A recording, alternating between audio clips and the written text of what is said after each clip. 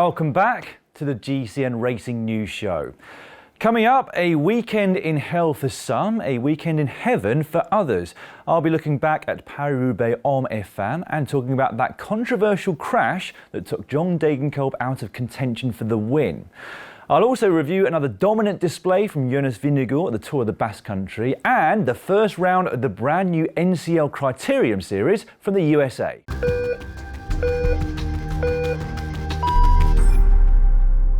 This week in the world of racing, we learnt that trying to climb with the best at the Tour of the Basque Country is not an easy task. He's chucking out a lot. He's not a small man, Schelling, but he does this well, doesn't he? Oh, he's powerful. Suffering up and down these climbs with the tongue out. That said, suffering up climbs in that region is made easier by the Basque people, though, who are still the best cycling fans in the world.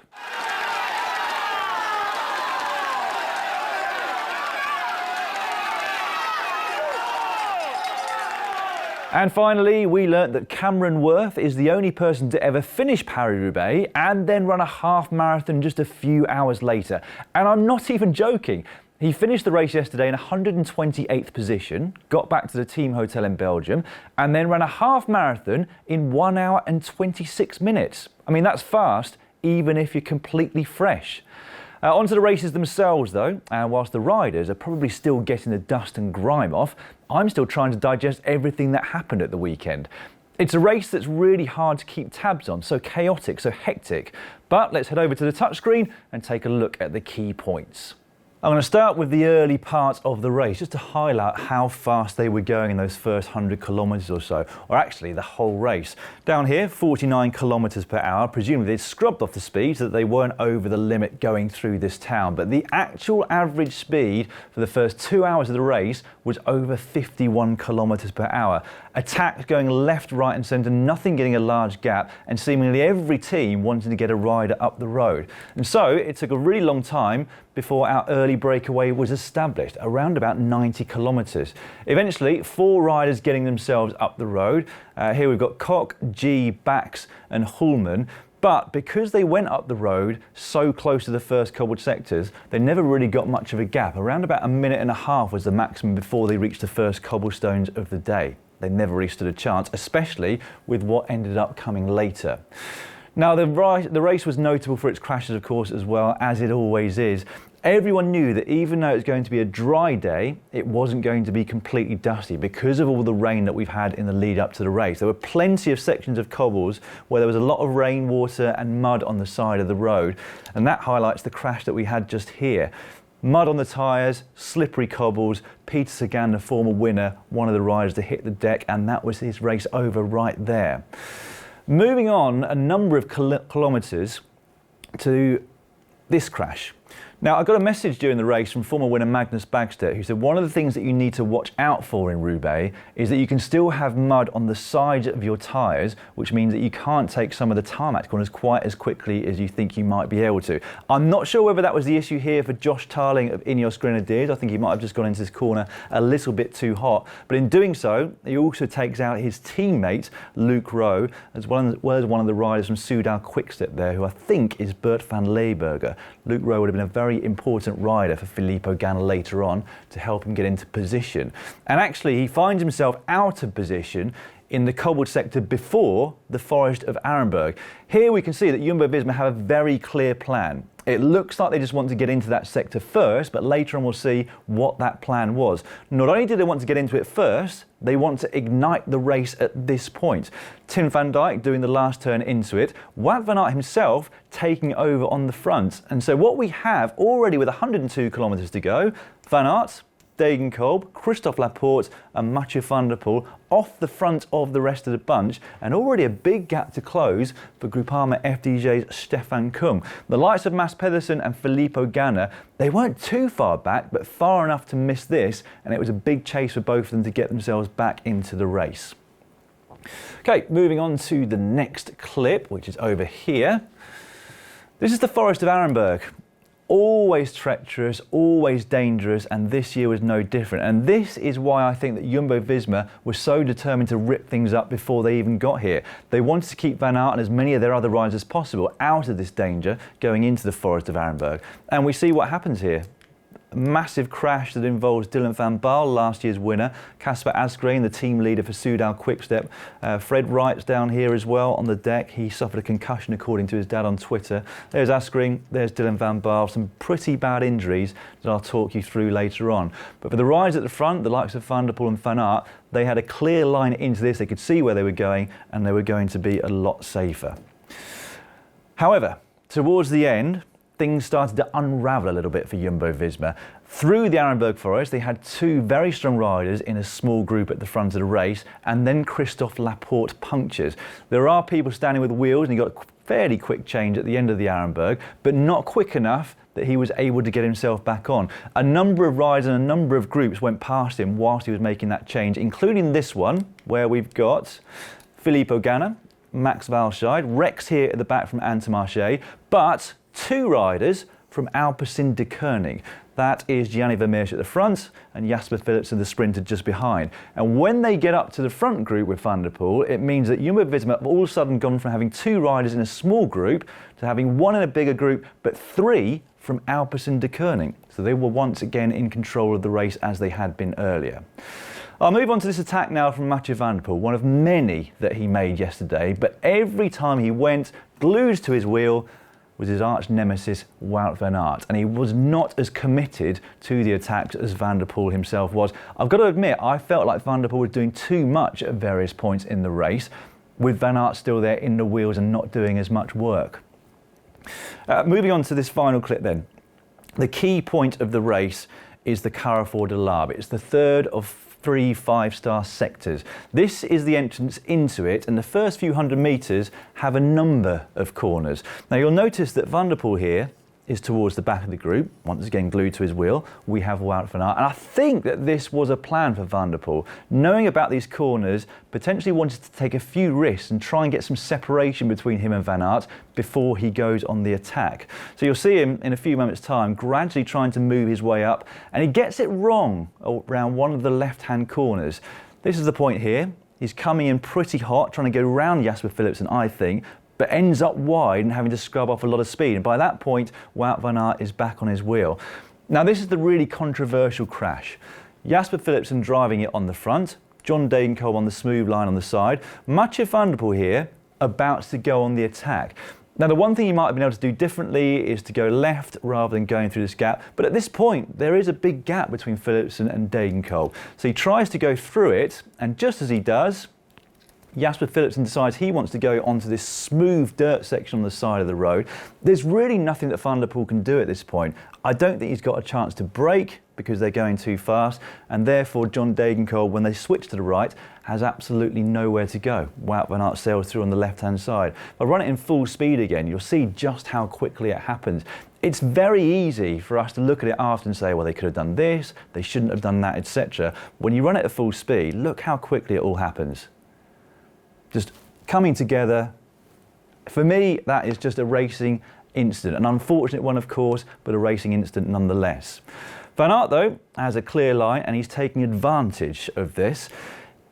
He goes to the front, round this left-hand corner. Now, I took a look at some images from after this corner, and his rear wheel is still full of air at this point. So I'm not sure if he hit something going through this famous left-hand corner or just afterwards. But shortly, you'll see Van der Poel in the distance trying to chase back on, and then you'll see Wout van Aert realise he's got a puncture straight onto the radio. Now, I'm not sure if Van der Poel had already noticed that he got a puncture. I think it was too quick when he came past for him to have seen him get on the radio or hear what he was saying, especially with the fans on the side of the road. But he goes to the front. Van Aert is valiantly stuck to his wheel as long as he can with a puncture, gets a spare wheel out the other side, but it's going to be a long change. Quick change, to be honest, but he's still going to lose around 25 seconds. After that, he starts chasing. The gap is starting to come down. But then he finds himself in this group. Now we've got one rider in here that's still contributing, Mads Pedersen. We've got Jasper Philipsen, the teammate of Van der Poel. He's of course not going to do anything, and if anything, disrupt the chase. And then two riders that aren't doing much, Stefan Kung and Filippo Ganna, and later we'll see them distance. They had nothing left in the legs. I do wonder what the difference might have been if those riders hadn't been there and it had been a simple chase from Van Aert to Van der Poel. I don't think he'd have got back on, but I think he could have got quite close before they got to the famous Roubaix velodrome. And that effectively was the end of the men's race. Van der Poel sailed off into the distance, had time to celebrate on the velodrome to take his 4th win in a monument and his 3rd different monument. Here's what he had to say at the finish. What we did today as a team was already really impressive, and yeah, we have to enjoy this because it's unique and it will probably never happen again, so we have to celebrate this. Try to rate this one in all your wins. Yeah, for sure. It's one of the best ever, and I felt really good on the bike actually. I already tried to drop the guys, but it was really difficult because they were targeting me, of course, and then on Carrefour de l'Arbre, all of a sudden a lot happened, and especially I think the flat tire of Wout was decisive in the race, so that's a pity, of course. And like I said before, you need luck and good legs, and I had both today. Not a bad start to the season for Van der Poel. 2 monument wins, runner-up in the other one. I think you'll be pretty pleased with that. On to the women's race then. Now, of course, we do not have live coverage for Kilometre Zero like we do for the men's. We have to keep our eye on social media and the race centre, the official race website of Paris-Roubaix, to see what's happening. What we found out there and what we saw when live coverage did begin was that an 18-rider group had been allowed up the road. 18 different teams represented, and the 2 big teams were represented here as well. Femke Marcus here of Team SD Works, Lisa Klein for Trek Segafredo. Now in theory, that gives them a reason not to chase behind, but in actual fact, how confident are you that one of those riders is going to finish the race off for you and take the win when you've got some clear favourites, particularly in Lotte Kopecky with the form that she's got? And the other big surprise, 18 riders given a 5-minute and 16-second advantage. And in fact, it went to over 5.5 minutes at a point, with riders behind not contributing to the chase.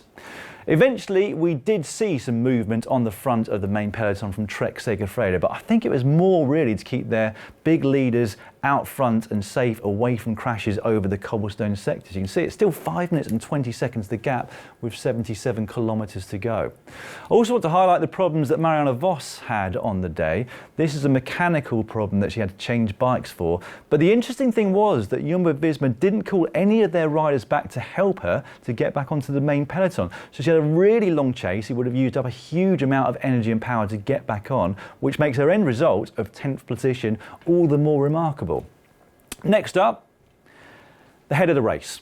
This is Engeveld of Team DSM. Now, we didn't see exactly how she got separation to the rest of the early days breakaway, but I do wonder whether she regrets doing this. Clearly she was strong because she was out front on her own for a very long time within this race.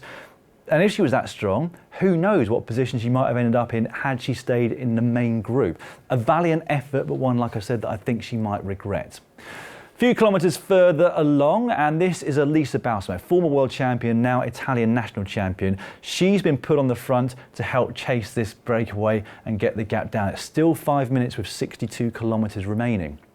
That gap does continue to come down, but not particularly quickly at that point in the race. This is Lorena Wiebes, the current leader in the World Tour women's standings. On her wheel, we have Elena Bagstedt, and then behind that, last year's winner, Elisa Longo Borghini. So the 2 big teams are now realising finally what the danger poses out front and beginning to chase. But then Lotte Kopecky goes on the attack. Maybe she didn't mean to go on the attack. Her form is that good, she might have just accelerated, trying to draw a small group clear, and then found that nobody was able to follow her. Behind, Lucinda Brandt trying her best to get back on terms. And things are made even worse here by the crash that you will eventually see in this clip, just in the distance. It affects a number of the very strong riders, and therefore once Kopecky is eventually caught, fewer riders there, not much cohesion, and so the gap really doesn't come down particularly significantly at that point in the race. It does a bit further though. This next clip, 2 minutes and 13 seconds with 37 Ks to go. That now looks quite manageable. However, number 1, Elisa Longo-Borghini is leading the group. She's on the crown of the row, but you can see just how thick the mud is at this point. You only need to be off balance or to get your wheel on the wrong camber, and it's over. And that's exactly what we see here. She slip slides all over the place and eventually hits the deck. And because she's the lead rider of that group, all but one are pretty much either involved or hitting the deck themselves. Some really nasty injuries from this crash, which I'll talk about a little bit later on.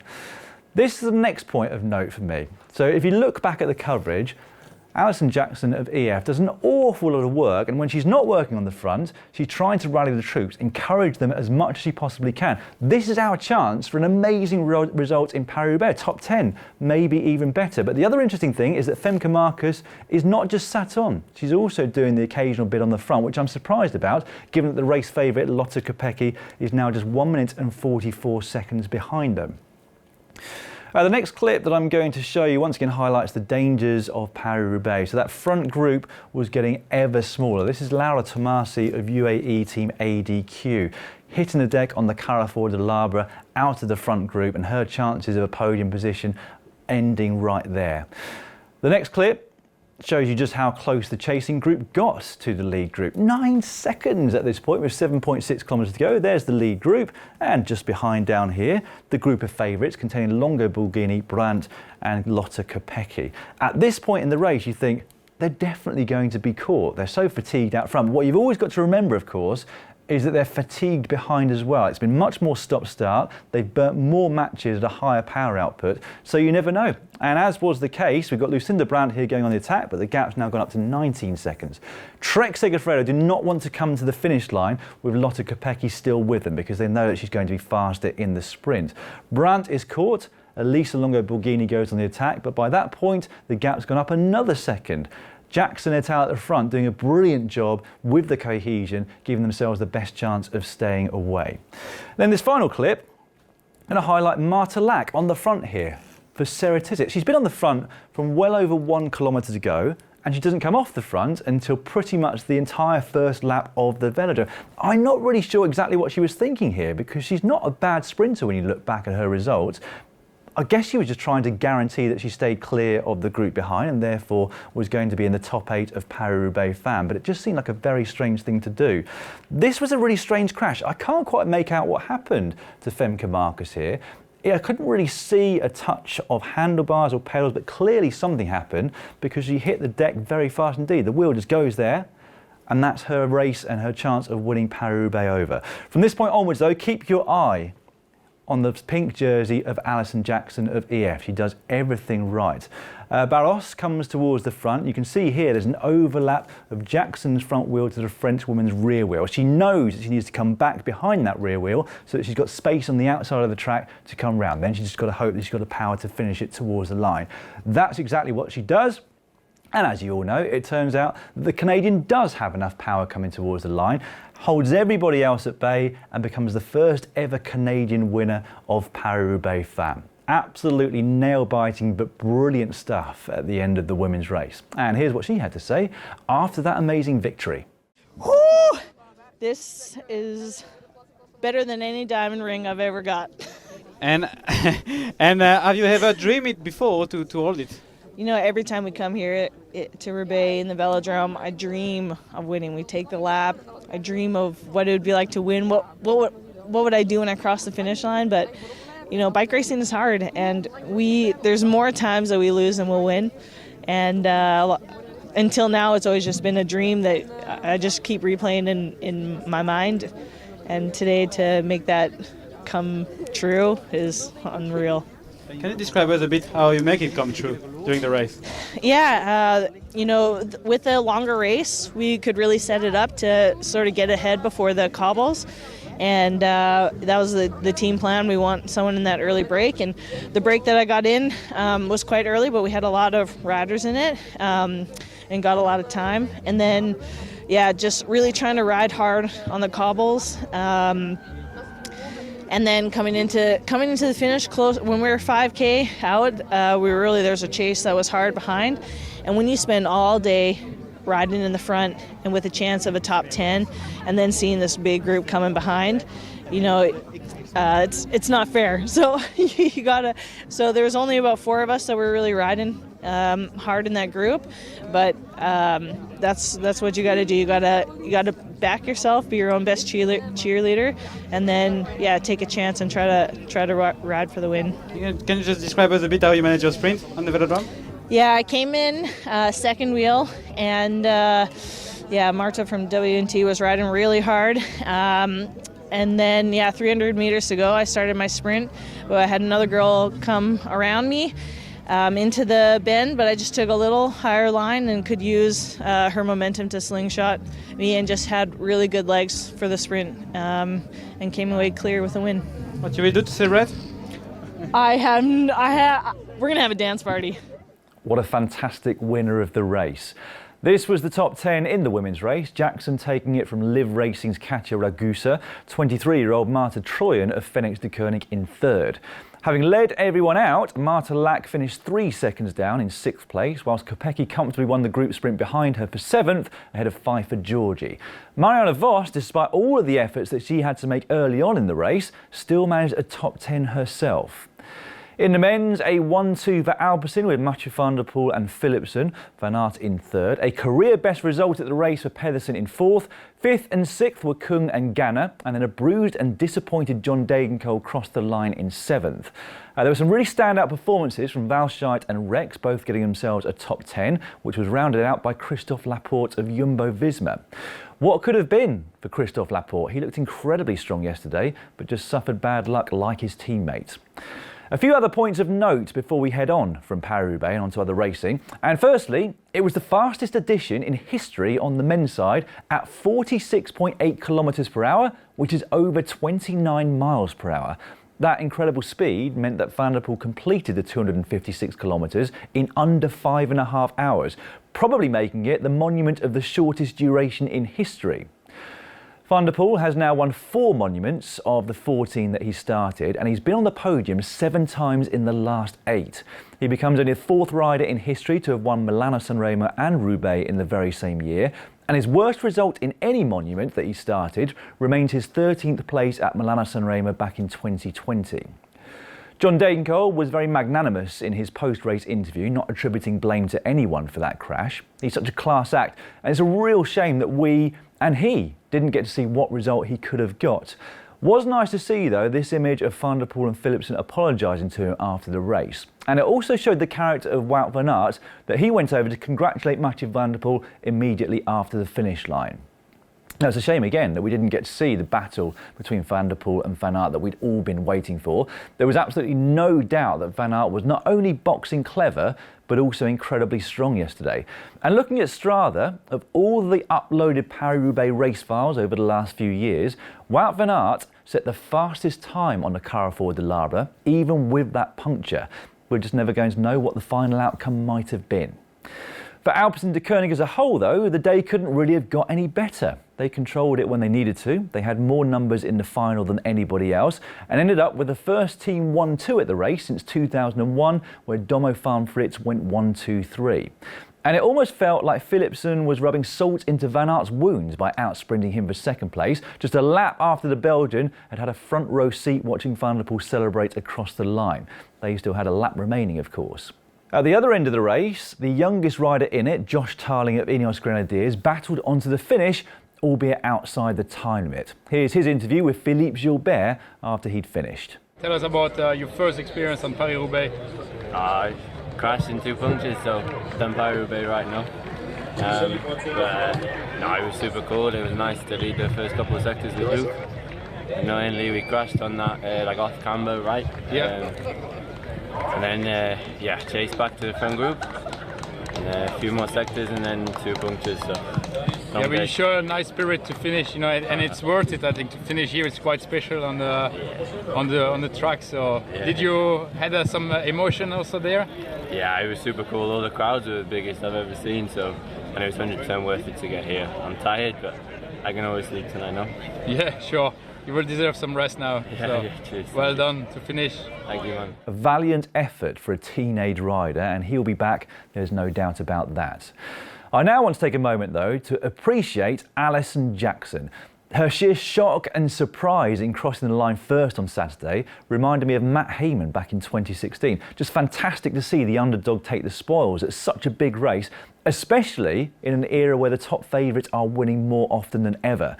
Here's a snapshot of the varying emotions she went through from crossing the finish line to the moments after the race. Absolutely brilliant. She was already a hugely popular character within the sport, but her fan base has just ballooned. Huge congratulations to her. She deserved that one, that is for sure. I'll finish with Paris-Roubaix by giving an injury update, and unfortunately there are so many of them I can't go through every single one, but the most serious ones that I've read about so far are a broken hand and shoulder and a battered face for Dylan van Baarle, the words of the Jumbo-Visma Twitter account, who crashed on the Arenberg Forest. Sandra Alonso of Serra Tizit suffered a broken collarbone which requires surgery, but the rider who came out worse from the crashes on Saturday was Sanne Cant of Phoenix de Koenig. She had to have 60 stitches in her face according to Sportser and have plastic surgery according to other sources after a disc brake rotor went into her face, causing a deep laceration. We wish everybody a speedy recovery, but our thoughts are particularly with Cant and Van Baarle. Heal up quickly. Just before I get on to the other racing of last week, I will move on now to our GCN Plus live racing schedule for this week. We begin to switch our attention to the Hillier one-day races as we build up towards Ardennes week. That transition begins on Wednesday with Brabantse Pijl, or La Flèche Brabançon, and continues with the Amstel Gold Race this Sunday. There, we'll see the likes of Pogačar, Alaphilippe, Pidcock, Kwiatkowski and Matthews up against each other in the men's race, and Vollering, Nieuwiadoma, Uttrup, Ludwig, Vos and Van Vleuten in the women's. Coverage starts at midday BST with the women's race first and the men's following soon after. Territory restrictions apply. Outside of those two one-day races, we also have the Ronde de Mouscron today, a one-day women's race in Belgium, and then from tomorrow, the four-day Giro di Sicilia, both of which will be available to watch in all GCN Plus territories. For the classic Grand Besançon Double on Friday and the Tour of Jura on Saturday, we have coverage everywhere except for France. Away from all of the live and on-demand racing, don't forget to tune into the world of cycling this Wednesday, where we'll be discussing whether we are currently in a golden age of cycling. Also don't forget that our line of classics t-shirts is still available over at shop.globalcyclingnetwork.com, including this one, which is dedicated to La Doyenne, the queen of the classics and the oldest one at that. We'll put a link to the shop in the description just down below. Onto the Tour of the Basque Country now though, and I'm not going to go too deeply into what happened because the six-day race was absolutely dominated by Jumbo-Visma's Jonas Vingegaard.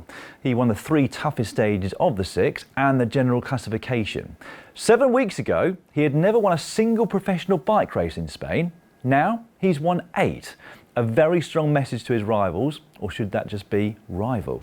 I'm already looking forward to the Pogačar-Vingegaard rematch this July.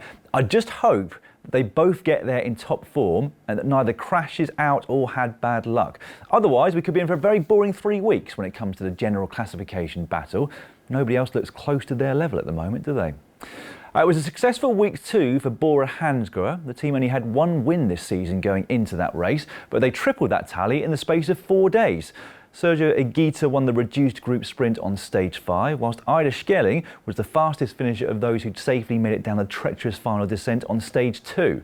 A controversial final descent, in fact, even for the winner himself. I'm extremely happy with it, to be honest. It's a bit strange that the UCI allows this final because it was way too dangerous in my opinion. Yeah, you see it also with crashes in the final case on the downhill.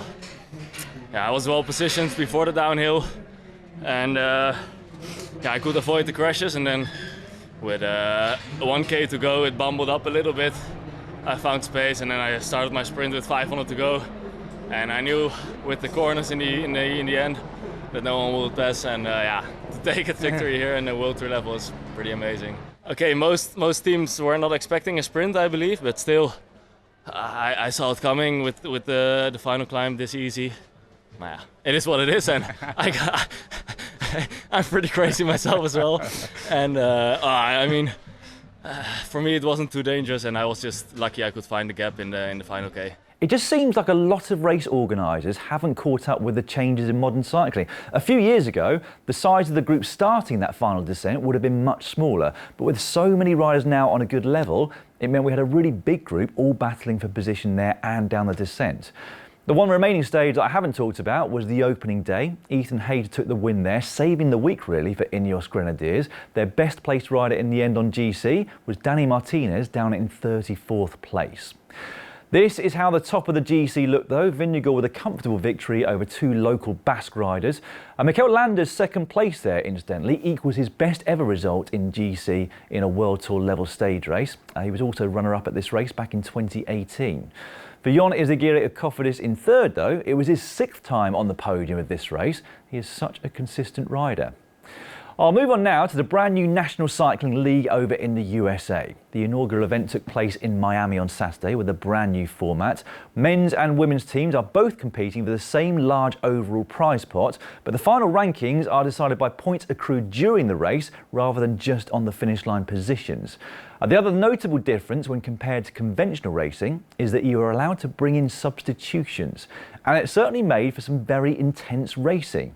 In the women's event, which came first, there were a couple of nasty crashes that took out a fair few riders, but of those that stayed upright, it was the Denver Disruptors who picked up the most points. Leah Kirkman, Reinhard Janse van Rensburg and Sergio Henao are amongst their lineup, a few names that many of you will recognise from their time racing in the World Tour. Kirkman was instrumental in helping the team rack up points in the women's race and was one of the few riders who completed the whole event without any laps out. It did put a bit of pressure on the men's squad later on in the day, but they duly delivered. Noah Granigan and Riley Sheehan were particularly good at sweeping up points, but to be fair, the whole team were always very well positioned when it mattered. They ended up with exactly the same tally of points as their women's team with 69, meaning that they are 45 points clear of the Miami Knights in the overall standings after just one round, with the rest of the teams even further back. Round 2 takes place on May the 14th in Atlanta, Georgia, and of course we will have live coverage for you on GCN+. Meanwhile, back in Europe, we had one of the many races that is known as the Sprinters World Championships. It was last Wednesday at the Schelde Prix. In the women's race, Lorena Wiebes made it 3 wins from 3 editions by beating her former teammate Charlotte Kool of Team DSM. Whilst in the men's, Jasper Philipsen managed to get through a small gap left by Ed Turns of Trek Segafredo to take the win, his second over the last 3 editions. He is quickly staking claim to the mantle of best sprinter in the world. He's got some way to go, though, to equal the record in that race of Marcel Kittel, who won it 5 times in 6 years at the height of his career. Second on the day went to Sam Welsford of Team DSM, whilst Astana's Mark Cavendish took his 7th podium placing at the race, 16 years after the first of his 3 wins in 2007. That is some staying power for you right there. Now, unfortunately, I am finishing this week's Racing News Show with 2 bits of very sad news. Yesterday, multiple European and world cross-country mountain bike champion Dario Acquaroli passed away whilst riding near his home in Bergamo. There aren't too many details at the moment as to what happened, but it appears that he died through natural causes. Over in San Francisco, multiple track national champion Ethan Boys was killed whilst riding his bike after a motorist swerved into the bike lane that he was riding on. A terrible and inexcusable incident. Our sincere condolences go to Dario and Ethan's friends and family. Stay safe, everyone. Goodbye for now.